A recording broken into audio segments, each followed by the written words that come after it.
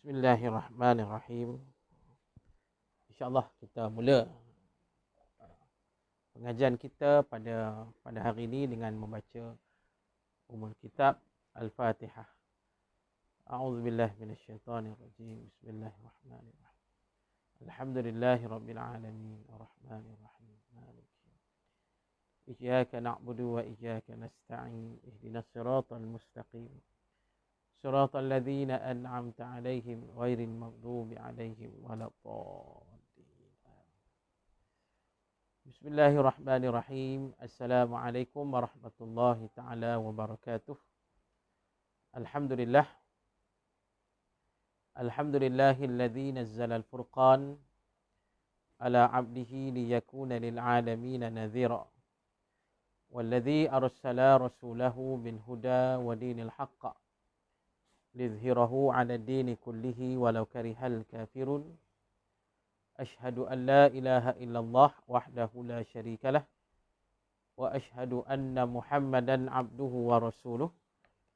Allahumma salli wa sallim wa barik ala sayyidil mursalin wa ala alihi wa sahbihi ajma'in. Subhanaka la ilma lana illa ma 'allamtana innaka antal alimul hakim. Wala haula wala quwwata illa billahil aliyyil azim. Rabbi shrah li sadri wa yassir li amri wahlul 'uqdatam min lisani yafqahu qawli amma ba'd. Fa ya ibadallah ittaqullah usikum wa nafsi bittaqwallah faqad fazal muttaqun. Qala Allah Ta'ala fil kitabihil karim. A'udzu billahi minasyaitonir rajim. Al-haqqu min rabbik fala takunanna minal mumtarin. Sadaqallahul azim. Wa qala Rasulullah sallallahu alaihi wasallam, ballighu anni walau ayah. Tuan-tuan dan puan-puan, muslimin dan muslimat yang dirahmati oleh Allah. Alhamdulillah, kita bersyukur pada Allah. Pada hari ini kita dapat bertemu secara online ini, secara rakaman, dalam kita sama-sama untuk menuntut ilmu. Menuntut ilmu ni boleh dengan pelbagai cara, pelbagai kaedah. Dan hari ini kita manfaatkan kemudahan yang ada pada hari ini untuk kita sebarkan ilmu. Untuk kita sebarkan agama Allah Subhanahu wa taala. Jadi insyaAllah pada hari ini untuk kuliah kita pada hari ini saya memilih salah satu daripada hadis Nabi sallallahu alaihi wasallam yang termaktub dalam kitab Al-Arba'un An-Nawawiyah. Dan kitab ini merupakan satu kitab yang cukup dekat dengan umat Islam di Malaysia ni, iaitu kitab yang dikenali sebagai hadis 40 Imam An-Nawawi rahimahullahu ta'ala. Jadi kitab hadis 40 Imam An-Nawawi ini satu kitab hadis yang sangat terkenal yang dihimpunkan oleh Imam An-Nawawi rahimahullah. Yang mana dalam kitab ini hadis-hadis yang berkait tentang Islam, membina Islam dan kaedah-kaedah hukum Islam. Maknanya dalam kitab ini termaktub padanya petunjuk daripada hadis Rasul, macam mana kita nak membina agama Allah, kita nak menegakkan Islam, dan kita nak menjadi umat Islam yang faham Islam, yang beriman kepada Allah dan Rasul sallallahu alaihi wasallam. Jadi Imam An-Nawawi rahimahullah ni, nama penuhnya Al-Imam Muhyiddin Abi Zakaria Yahya bin Sharaf An-Nawawi Asy-Syafi'i rahimahullahu ta'ala. Imam An-Nawawi rahimahullah salah seorang daripada ulama dalam mazhab Asy-Syafi'iyah. Jadi kan itu namanya tadi di hujung ada perkataan Asy-Syafi'i yang menunjukkan dia seorang imam, seorang ulama besar yang berpegang kepada mazhab Imam Asy-Syafi'i rahimahullahu ta'ala. Dan Imam An-Nawawi rahimahullah ni seorang ulama yang sangat hebat lah. sangat hebat, yang besar jasanya kepada Islam. Mengarang puluhan kitab. Bukan sekadar kita hadis 40 ni, Al-Arba'un An-Nawawiyah ni. Bahkan termasuk kitab-kitab lain seperti Riyadhus Salihin, seperti kitab Al-Azkar, seperti kitab Bustanul Arifin dan lain-lain kitab yang lain. Jadi maknanya banyak besar jasanya kepada kita umat Islam dari dulu sampai hingga hari ini. Jadi kan itu ramailah para alim ulama yang dok cerita pasal Imam An-Nawawi ni. Di antaranya Imam Ibn Athar rahimahullah yang merupakan anak murid Imam An-Nawawi yang banyak menceritakan pasal gurunya Imam An-Nawawi rahimahullah.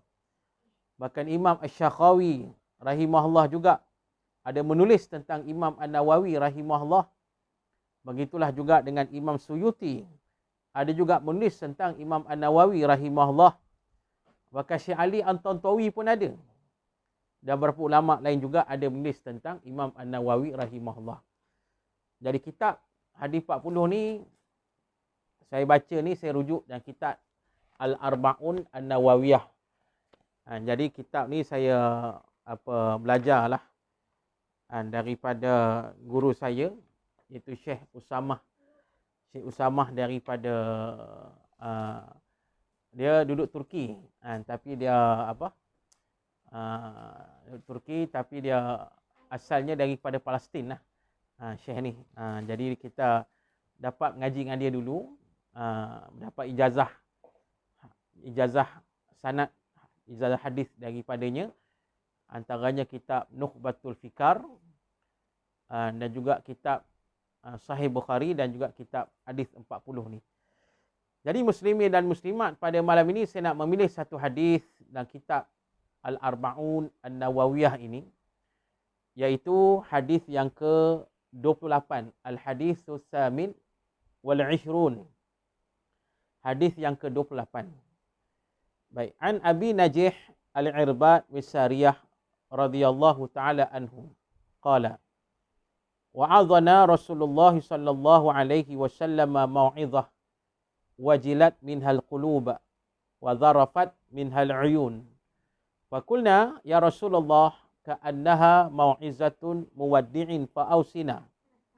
Qala usikum bittaqwallah was-sam'i wa ta'ah wa in ta'ammara 'alaikum 'abd fa in wa annahu may ya'ish minkum fasayara ikhtilafan katsira fa 'alaikum bisunnati wa sunnatil khulafa'ir rasyidin al-mahdiyyin min ba'di addu 'alaiha bin nawajid wa iyyakum wa muhdatsatil umur fa inna kulla bid'atin dhalalah. Rawahu Imam Abu Dawud wa Imam At-Tirmizi wa qala hadis hasanu sahih. Baik. Jadi muslimin dan muslimat yang dirahmati oleh Allah, seorang sahabat Nabi yang bernama Abi Najih Al-Irbad bin Sariyah radhiyallahu taala anhu. Jadi sahabat Nabi ni, Abu Najih Al-Irbad ini, yang saya sempat melihat dulu beberapa kitab tentang sejarah perawi hadis ni. Jadi antaranya ada cerita sikit pasal Abu Najih ni, yang merupakan seorang sahabat Nabi sallallahu alaihi wasallam. Seorang sahabat Nabi sallallahu alaihi wasallam yang terkenal dengan seorang sahabat yang suka mudah, orang kata mudah bersedih, mudah hatinya halus. Dan ada riwayat menyatakan Abu Najih ni salah seorang daripada sahabat yang Ahlus Sufah, yang bermaksud sahabat Nabi yang muhajirin daripada Mekah ke Madinah. Dan Ahlus Sufah ini merupakan sahabat-sahabat Nabi yang meninggalkan segala kekayaan mereka di Mekah semata kerana nak hijrah ke Madinah, semata kerana menyahut perintah Allah dan Rasul sallallahu alaihi wasallam. Jadi mereka sampai di Madinah ni dalam keadaan selai sepinggang, mereka miskin yang amat. Maka Nabi SAW dan para sahabat Nabi yang Ansar di Madinah telah membina untuk mereka satu kompleks, satu kediaman di Masjid Nabawi. Jadi salah seorang ahli sufa itu ialah Abu Najih Al-Irbad bin Sariyah radhiyallahu taala anhu. Bahkan ada ulama yang memasukkan Abu Najih ini juga salah seorang daripada as-sabiqun al-awwalun, yang awal-awal masuk Islam, yang awal-awal mengikut Nabi sallallahu alaihi wasallam. Maknanya muslimin dan muslimat, kira tinggilah darjat Abu Najih Al-Irbad ini, seorang sahabat Nabi yang hebat. Baik, dia kata wa'adhana Rasulullah sallallahu alaihi wasallam mau'izah. Satu hari Nabi sallallahu alaihi wasallam bagi nasihat kepada kami. Nabi bagi nasihat. Wajilat mihal qulub wa zarafat minhal uyun. Nasihat Nabi ni cukup lain macam ni, cukup lain macam. Nasihat Nabi sallallahu alaihi wasallam cukup lain macam macam mana? Lain macam ni sampai menggetarkan hati kami. Kami duk dengar nasihat ni, tergetar hati ni.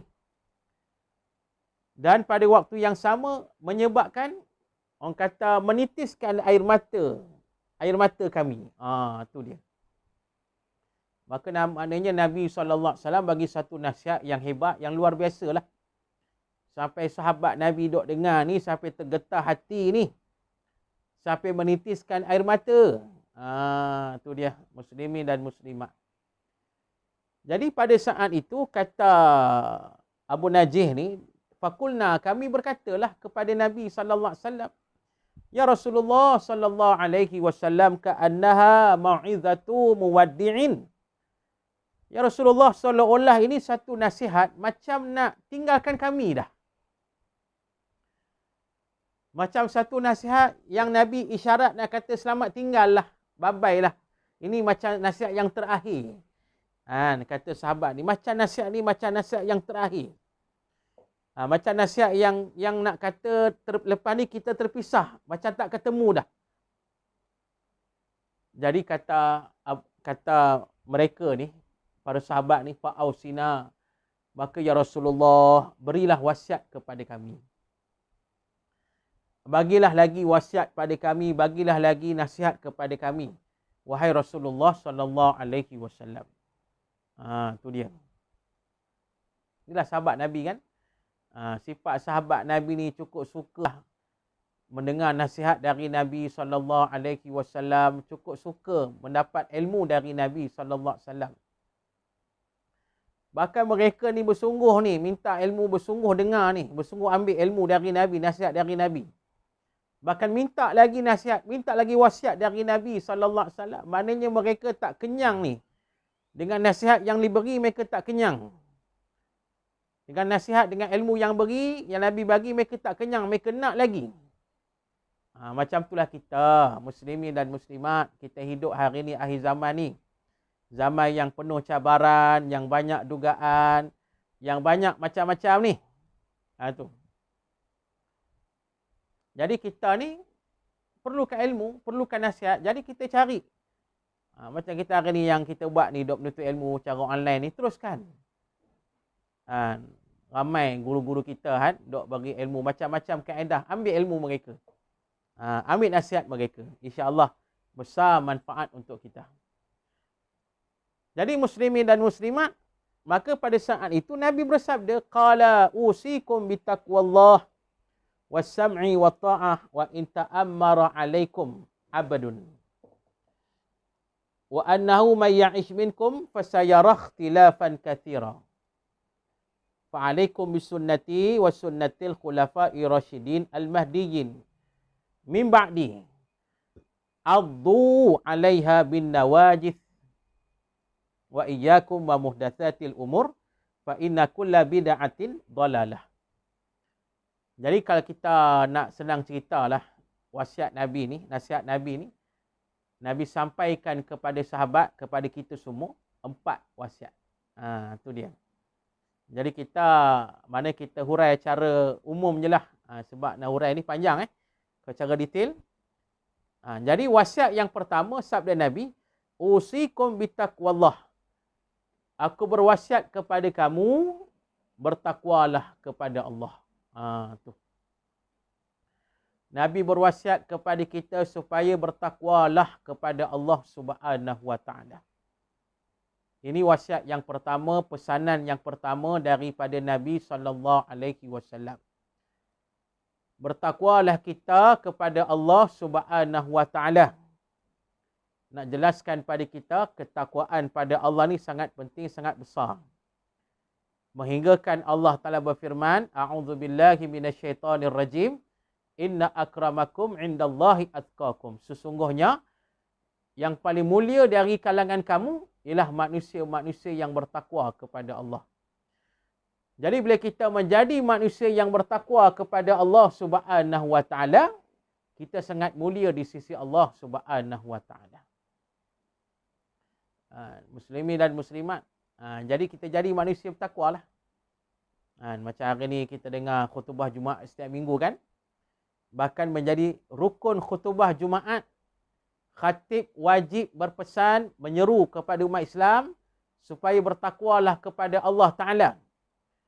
Kalau sekiranya pada hari Jumaat tu khatib tak pesan ketakwaan, maka tidak sah khutbah Jumaat. Bila tak sah khutbah Jumaat, solat Jumaat juga, maka solat tersebut tidak sah. Itu dia. Jadi maknanya muslimin dan muslimat, pesanan ketakwaan ni wajib setiap minggu. Maknanya nak kata besarnya ketakwaan, takwa kepada Allah Subhanahu wa taala. Kata Abdullah bin Mas'ud radhiyallahu anhu. Dia menjelaskan kepada kita asas kita menjadi manusia yang bertakwa ni, ataupun asas ketakwaan, kita kena ada 3 ciri, 3 sifat. Ini asas ketakwaan. Dan kita nak menjadi manusia yang bertakwa pada Allah, asas ketakwaan itu kena ada 3 sifat. Apa sifat itu? Yang pertama sekali kata Abdullah bin Mas'ud radhiyallahu anhu, iaitulah kita sentiasa ingat pada Allah. Jangan lupa, jangan lalai, jangan alpa. Ni yang pertama sekali, muslimin dan muslimat. Mana setiap masa kita ingat kepada Allah Ta'ala. Kita ni sentiasa ingat pada Allah. Setiap saat, setiap masa ingat kepada Allah.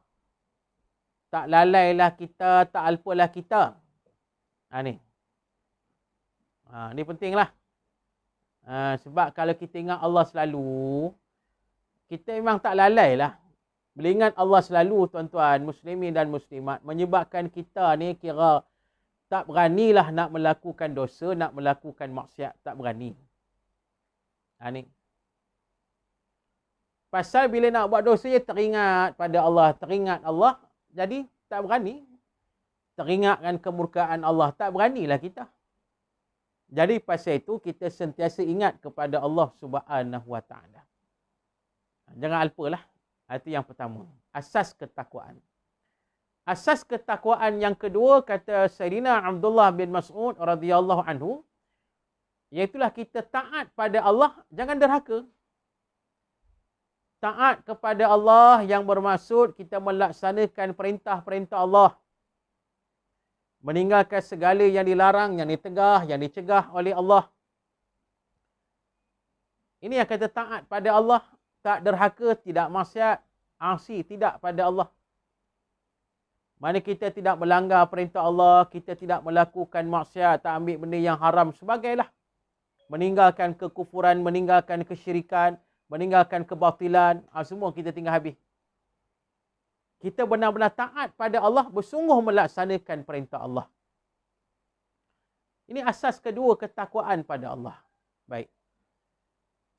Kemudian asas yang ketiga, ketakwaan kepada Allah Ta'ala, kata Sayyidina Abdullah bin Mas'ud radhiyallahu anhu, iaitulah kita kena sentiasa bersyukur kepada Allah. Sentiasa bersyukur kepada Allah Ta'ala. Jangan kita kufur dengan nikmat-nikmat Allah. Jangan. Sentiasa bersyukur kepada Allah Ta'ala. Jangan kufur dengan nikmat Allah. Syukur sentiasa. Alhamdulillah. Bila kata syukur pada Allah ni, kita buktikan. Bukan sekadar mengucapkan Alhamdulillah, tapi pada waktu yang sama, kita taat dan patuh kepada Allah.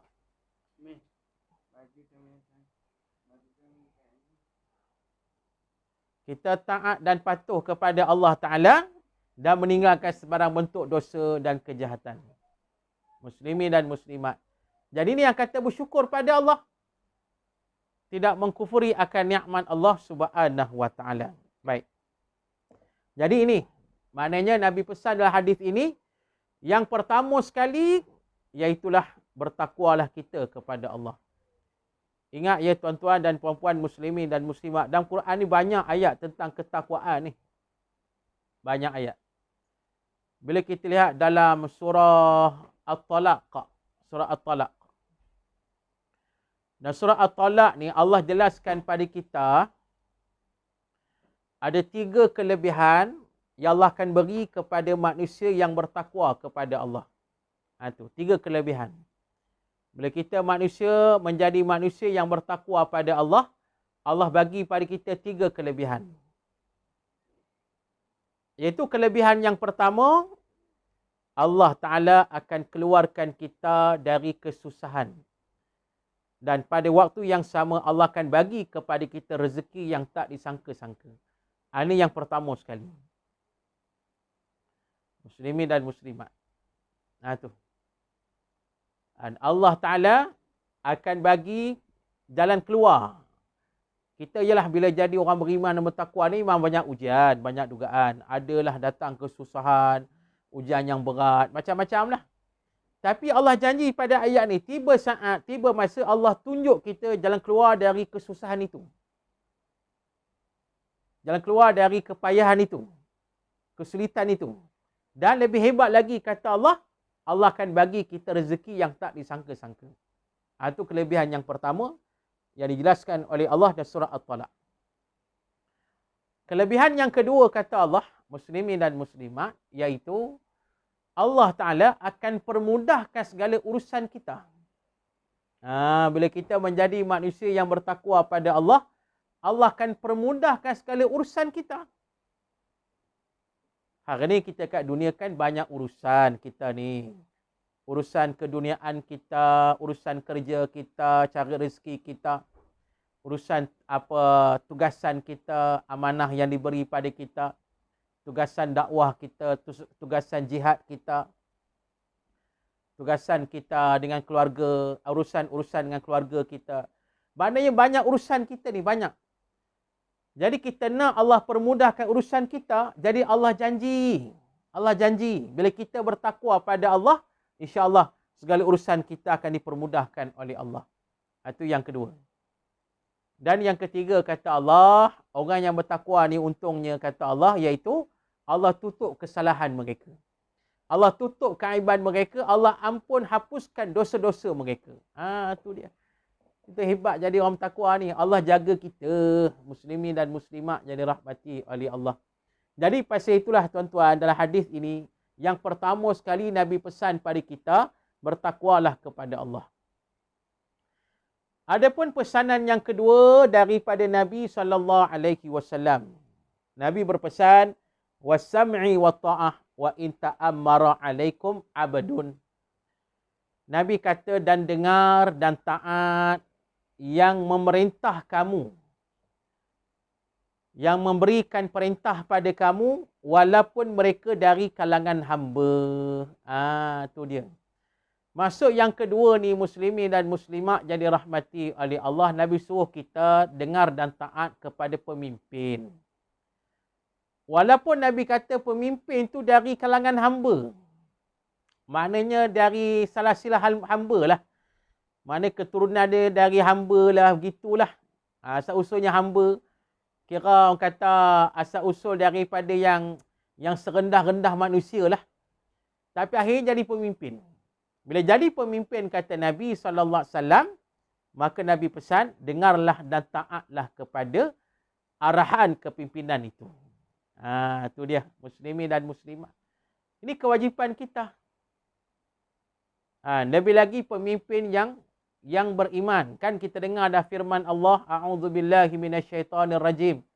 Ya ayyuhalladzina amanu atti'ullaha wa atti'ur rasul wa ulil amri minkum. Allah memerintahkan pada kita, wahai manusia yang beriman kepada Allah, taatlah kamu kepada Allah, taatlah kamu pada Rasul dan kepada ulil amri dari kalangan kamu. Dari pemimpin dari kalangan kamu, Allah suruh ikut taat. Tu. Jadi muslimin dan muslimat, kewajipan kita mentaati pemimpin. Jadi nak mentaati pemimpin ni, yang pertama sekali, kena lantik pemimpin dulu. Tu. Allah berfirman, innallaha ya'murukum an tu'addul amanati ila ahliha. Sesungguhnya Allah Ta'ala memerintahkan pada kamu, berilah amanah kepimpinan itu kepada ahlinya. Mana kita kena bagi amanah kepimpinan tu, ini Allah suruh. Mana kena pilih pemimpin. Pasal itulah kita orang Islam wajib terlibat dalam politik Islam. Politik dalam Islam ada, bahkan wajib terlibat pasal nak mengangkat pemimpin. Kalau orang Islam tidak libat politik, maka akhirnya yang jadi pemimpin orang yang bukan Islam, orang yang menentang Islam, orang yang tak beriman. Dari pasal itu kita ni kena menerima politik, iaitu politik yang mengikut Islam. Ada istilah hari ni orang kata politik itu kotor, jijik, macam-macam. Kata Tusul Qardawi, dia kata ini istilah yang dicipta oleh musuh Islam. Kenapa? Sebab dia nak orang Islam, musuh Islam ni nak orang Islam jauh daripada politik. Bila mereka jauh daripada politik, orang Islam tak ambil tahulah pasal pemerintahan. Maka senanglah orang kafir nak memerintah orang Islam. Tu. Jadi kita akan ditekanlah. Islam akan dicela, Islam akan dihina, macam-macam akan berlaku. Jadi pasal itu kita kena cakna tentang politik, iaitu politik Islam. Politik yang mengikut petunjuk Al-Quran dan As-Sunnah Nabi sallallahu alaihi wasallam.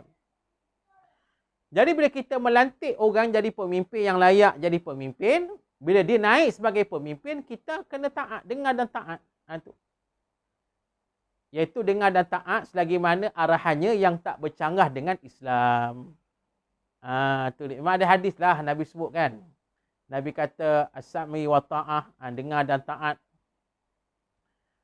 Sama ada kita suka ataupun kita benci. Dengar dan taat, ikut cakap pemimpin tu. Walaupun kita suka ataupun kita benci, tak suka arahan ni. Tapi Nabi kata selagi mana tak bercanggah dengan syarak, tak ada unsur maksiat, maka wajib dengar dan taat. Ni Nabi suruh. Tetapi sekiranya kalau pemimpin ini menyuruh melakukan kejahatan, maksiat, dosa, maka di situ tidak ada dah. La sam'ah wa la ta'ah. Tidak ada dengar dan tidak ada taat. Tu dia. Dalam hadis Sahih Bukhari menceritakan pada kita bagaimana satu hari ni berlaku satu peperangan, nak perang lah ni di zaman Nabi sallallahu alaihi wasallam. Yang pada masa itu Nabi tak pergilah perang ni, Nabi lantik seorang manusia ni sebagai panglima perang. Maknanya panglima ni lantikan dari Nabi. Maknanya bukan sebarangan lah, orang besar lah. Nabi lantik. Nabi sendiri yang lantik. Jadi muslimin dan muslimat, bila saja pendek cerita sampai dekat medan perang, perang tak start lagi. Tak start lagi perang ni. Jadi tiba-tiba panglima perang yang Nabi lantik ni, tiba-tiba dia pergi pasang api besar. Api besar, menyala, marak besar lah. Bila api tu dah besar, dia suruh tentera Islam masuk dalam api tu. Dia suruh masuk. Maknanya dia suruh tentera Islam ni bakar diri sendiri. Tu dia. Pelik sungguh arahan panglima perang ni. Orang nak perang dia suruh masuk api pula. Apa hal ni? Ni. Jadi tentera Islam ni jadi serba salah. Serba salah ni, celaru alamak nak buat macam mana ni. Tu. Ini arahan panglima perang ni pula Nabi lantik ni. Berat ni. Tapi kalau ikut cakap dia masuk api tu kita mati. Duk celaru ni, duk orang kata duk pening nak buat macam mana, tiba-tiba ada beberapa sahabat lari. Lari balik. Pendek cerita, datanglah bertemu dengan Nabi sallallahu alaihi wasallam. Bila bertemu dengan Nabi sallallahu alaihi wasallam, tanyalah ke Nabi, cerita Nabi pasal masalah tadi. Nabi kata apa? Nabi kata, Kalau sekiranya kamu ikut cakap dia, kamu ikut perintah dia, masuk dalam api tu, bakar hidup-hidup, kamu akan mati, masuk neraka, Nabi kata. Oh, tu dia. Walaupun orang tu Nabi lantik, ketua kamu tu Nabi lantik, tapi dia arah benda yang tak betul, jangan taat. Nabi kata kalau kamu masuk dalam api tu, mati terbakar, mati masuk neraka, Nabi kata, pasal bunuh diri. Ha ni. Innama ta'ah fil ma'ruf la ta'ah fi ma'siyatil khaliq, Nabi kata. Taat ni hanya pada yang baik saja. Tidak ada ketaatan kepada maksiat kepada Allah. Tidak ada, kata Nabi sallallahu alaihi wasallam. Itu mana batasan-batasan kita lah mentaati pemimpin. Selagi mana pemimpin itu taat pada Allah, bertakwa pada Allah, beriman pada Allah, ikut landasan Islam yang sebenar, beri arahan yang tak bercanggah dengan syarak, kita wajib dengar dan taat. Ini Nabi suruh. Ini wasiat dari Nabi pada hadis ni. Tapi kalau kita tengok pemimpin ni dah lain macam, dok suruh benda yang bukan-bukan, dok maksiat, dok jahat, dok syirik, dok kufur, dok batil, jangan dengar, jangan taat. Ni. Inilah wasiat Nabi yang kedua. Baik. Adapun wasiat Nabi yang ketiga. Sabda Nabi sallallahu alaihi wasallam, wa annahu may ya'ish minkum fasayara ikhtilafan katsira. Nabi kata, ni Nabi cerita dulu. Dan sesungguhnya barang siapa yang hidup di kalangan kamu, mana yang hidup panjang lah, hidup panjang, fasayara ikhtilafan katsira, dia akan tengok banyaknya perselisihan di kalangan manusia. Tu.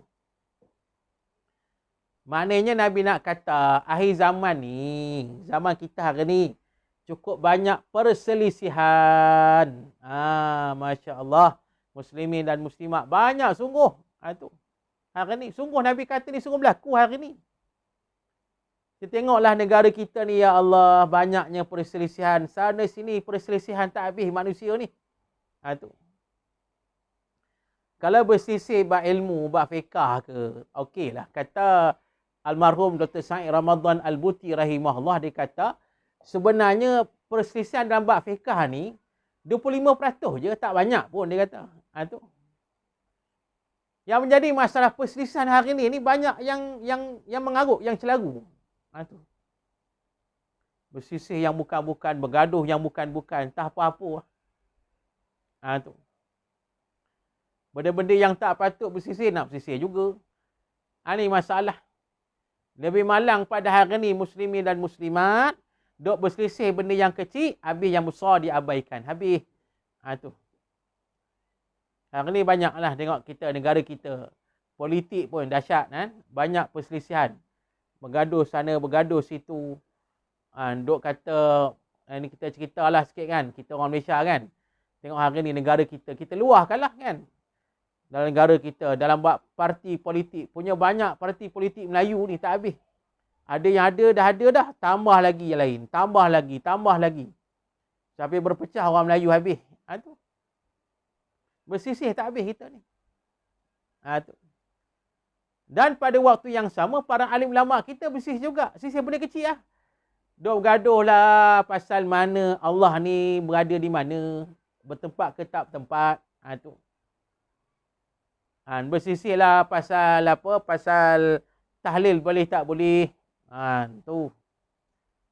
Bersisih lah pasal benda-benda kecil lah. Ni Nabi kata kamu akan tengok ni banyak perselisihan. Fasayara ikhtilafan katsira, banyak perselisihan dari kalangan manusia. Tu. Maka Nabi sampaikan pada kita wasiat yang ketiga, pesanan yang ketiga. Fa'alaikum bisunnati wa sunnatil khulafa'ir rasyidin al-mahdiyyin min ba'di addu 'alaiha bin nawajid. Yang ketiga, Nabi berpesan kepada kita. Muslimin dan muslimat, Nabi berpesan pada kita, yang mana kata Nabi sallallahu alaihi wasallam, maka kita ni hendaklah bersama dengan sunnah Rasul sallallahu alaihi wasallam. Dan sunnah khulafa ar-rasyidin al-mahdiyyin. Al-mahdiyyin maknanya apa? Yang mendapat petunjuk daripada Allah min ba'di, yang selepas dari Nabi ni. Tu. Bahkan Nabi pesan, addu 'alaiha bin dawajis. Gigit sunnah itu dengan gigi garham. An-nawajid. Itu. Maknanya ikut sungguh ni, zaman sekarang ni. Apa sunnah Rasul? Yang utama lah, yang besar. Macam hari ni kita berselisih, benda yang paling besar, kesatuan Islam. Itu sunnah Nabi, kena ikut. Pegang yang tu. Ni. Sunnah Nabi SAW itu yang paling besar, kita orang kata bersatu atas dasar Islam. Jaga perpaduan kita. Jangan berselisih. Ini sunnah Rasul. Yang ni kena tegakkan. Ni. Kita dok bahas, dok bergaduh pasal Allah berada di mana. Bertempat tak bertempat. Yang paling penting itulah keimanan pada Allah. Berapa ramai hari ni manusia yang tak beriman pada Allah. Itu. Yang masih ragu dengan keagungan Allah, masih ragu dengan kesempurnaan Allah. Masih ramai lagi. Yang percaya tak percaya dengan Allah ni masih ramai. Jadi ni kita kena fokus. Bukan soal kata Allah berada di mana. Ini ulama silam dah settle dah benda ni. Dah hurai, dah masing-masing dah hurai dah. Cantik dah. Ni. Bila kita dah bergaduh pasal tahlil, boleh tak boleh. Jadi sunnah Nabi ni apa? Kita ni saling bertolak ansur. Ni sunnah Nabi. Ni muslimin dan muslimat. Ini yang kata Syekh Rashid Ridha rahimahullah. Nata'awanu fima ittafaqna alaih wa ya'ziru ba'duna ba'dan fima ikhtalafna fi. Rashid Ridha kata kita mesti bekerja sama tolong-menolong dalam menegakkan perkara yang ijma', yang disepakati, sunnah besar Nabi tu.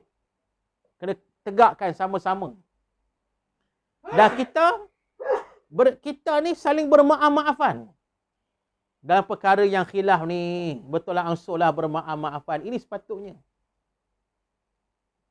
Muslimin dan muslimat yang dirahmati oleh Allah. Ini sepatutnya. Perkara yang sepakati, sama-sama kita jihad. Kita sama-sama berjihad fi sabilillah, menegakkan Islam. Ni perkara yang besar. Yang disepakati sunnah besar Nabi.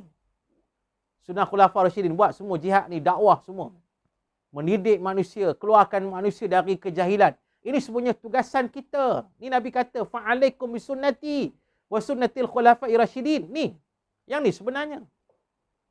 Muslimin dan muslimat. Jadi pasal itu kita suruh umat Islam ni, supaya bersatulah.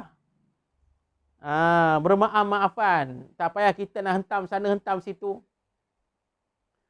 Tak payah kita nak, orang kata, nak mencela antara kita. Tak perlu benda tu. Tak perlu. Ni. Musuh dah tengok kita seronok. Tengok kita bergaduh ni. Jadi maknanya ini wasiat Nabi yang ketiga ni. Kena ambil serius. Ni Nabi pesan pada kita awal-awal lagi ni.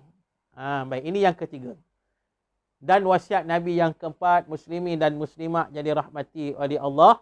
Nabi SAW bersabda, wa iyyakum wa muhdatsatil umur fa inna kulla bid'atin dalalah. Tu.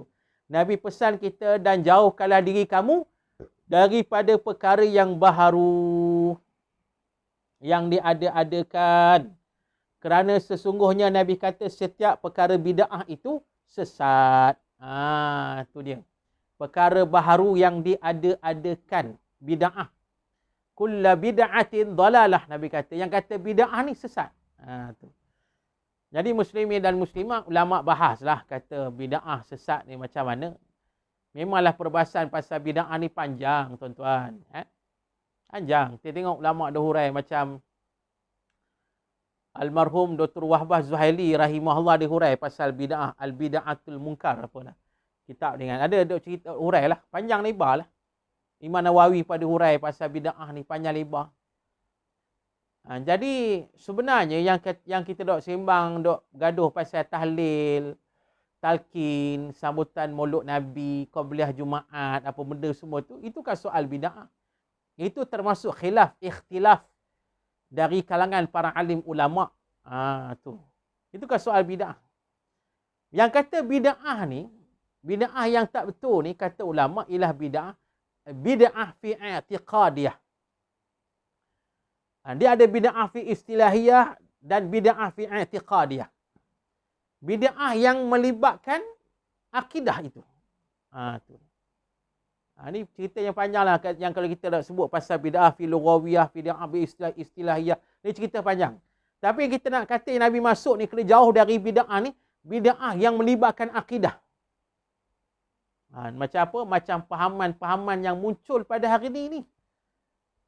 Pahaman sekular, pahaman liberalisme, pahaman polarisme, pahaman hedonisme, itu.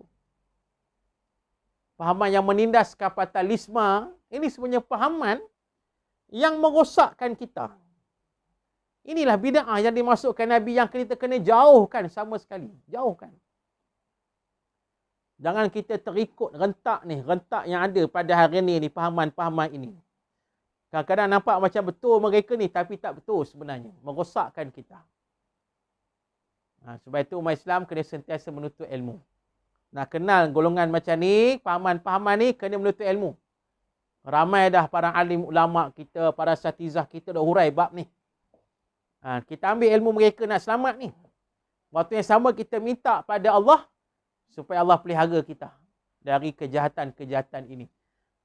Jadi maknanya itu di antaralah sebab kita nak sebut tadi, kalau kita nak hurai hadis ni panjang lebar, muslimin dan muslimat.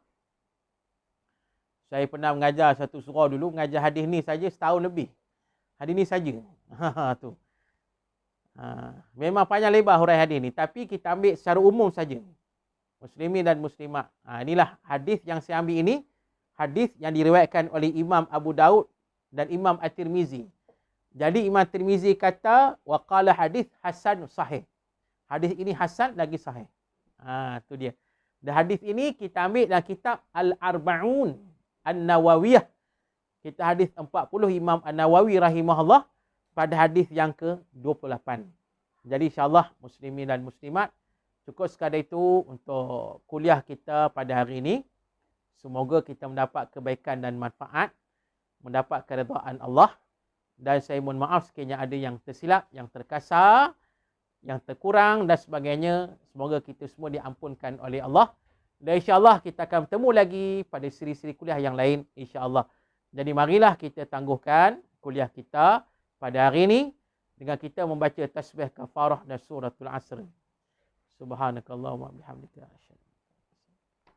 Bismillahirrahmanirrahim. Wal 'asr. Innal insana lafi khusr illa alladhina amanu wa tawassaw bil haqq wa tawassaw bis sabr. A'udzu billahi minasyaitonir rajim. Bismillahirrahmanirrahim. Alhamdulillahirabbil alamin. Wassalatu wassalamu ala asyrafil anbiya'i wal mursalin wa ala alihi washabbihi ajma'in. Radina billahi rabba wa bil islami dina wa bi Muhammadin nabiyyan wa rasula. Allahumma aghnina bil ilmi wa zayyinna bil hilmi wa akrimna bit taqwa wa jammilna bil afiyah. Allahumma inna na'udzubika min zawali ni'matik wa tahawuli afiyatik wa fujaati niqmatik wa jami'i sakhatik. Allahumma inna na'udzubika minal barasi wal junun wal judhama min sayyi'il asqam. Allahumma inna na'udzubika min jahdil bala wa darki syaqa wa su'il qada wa syamatatil a'da. Allahumma inna nas'aluka ilman nafi'a wa rizqan tayyiba wa amalan mutaqabbala. Walhamdulillah rabbil alamin. Siru ala barakatillah. Wassalamualaikum warahmatullahi ta'ala wabarakatuh.